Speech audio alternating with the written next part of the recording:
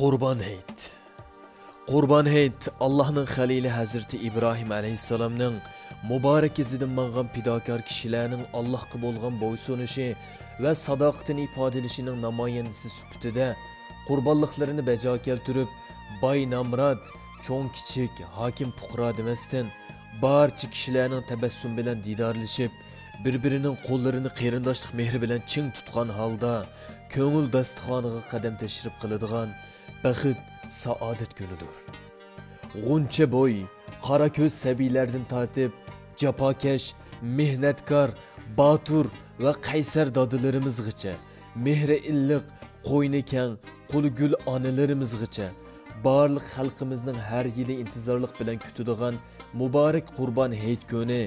umid, ishonch, birlik, barobarlik, qavmiy qeyrindoshlik ve mehri muhabbetinin simvoli sübütüde bugün bizge yeni kucak açtı.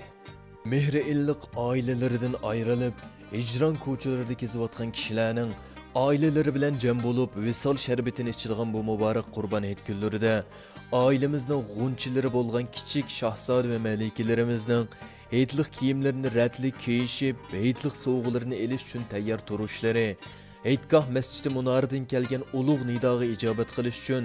ratlik kiyingan dodalarimizning yurak parlarining peshonasidan so'yib, qo'llarini ching tutgan holda oila bo'yicha hayit namoziga minishlari, xuddi masjidi haromda tavob qilayotgan hojilarga jo'r bo'layotgandek jamoatlarimizning hayvatlik sap to'zab, takbir aytgan holda mazmut qadam bilan hayitgoh masjidiga minishlari, mehri illiq, qo'yni kang onalarimizning o'zi chaqqan qo'li chivar ağaç sing'illarimizning kunlarcha hardim taldim demasdan tayyorlagan ko'ngil dasturxonlari, umuman qilib aytganda taklamakan qo'ynidagi millatimizning hayit tantanasiga jo'r bo'lib qilgan tabassumlari ko'z oldimizda namoyon bo'lmoqda. Ammo to'lima afsus, sharq kelgundusi chuprandi Xitoy tajovuzchilarining meynat qadamlari aziz vatanimizning munbat, pak tuproqlariga qadam bosgandan buyon Taklimakanning ko'ngli yerim bo'lib, Tarim vodisi hasratda qoldi. Eli va Tarim daryolarimo burunqidek jo'sh urib, o'rkashlab oqmaydigan bo'lib qoldi. Natijada xo'shal xuramliq va baxt saodatning kuni bo'lgan Qurban Hayitdimi masjidlarimiz, camilerimiz, hayitgohlarimiz rahimsizlik ve tajovuzchilik zincirleri bilan bog'lanib, g'arib sinib qoldi. Milletining ozodligi, xalqning parlaq kelajagi uchun chet ellarda, g'urbatda, ilm irfon yo'lida tinim topmay izlanib, kech-kunduz tirishayotgan Taklimakanning yigit qizlari muqaddas da'vo yo'lida vaqtini, zehnini, melini, hatto kerak bo'lsa jenini berib, hardim taldim demasdan can pidalik bilan xizmat qilayotgan xalqimizning avlodlari,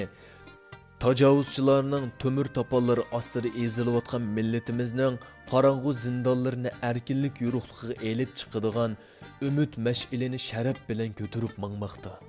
Garchi musofirlikda yashayotgan bo'lsaqmi, umid mash'ilini ko'tarib mang'anligimiz uchun dushmanimiz arzu qilgandek bechora, g'arib va ruhiy tushkun holda hayit o'tkazmasdan, balki umid mash'ilini ko'targuchi qahramonlarga loyiq ko'tarangi ruh va qizg'in kayfiyat bilan bu muborak Qurban Hayitni qarshi elib, tabassum qilgan holda qayrindoshlarimizga, do'st yoralarimizga hayitlik salomlarimizni yo'llashaylik. Oddiy bo'lsa-mu,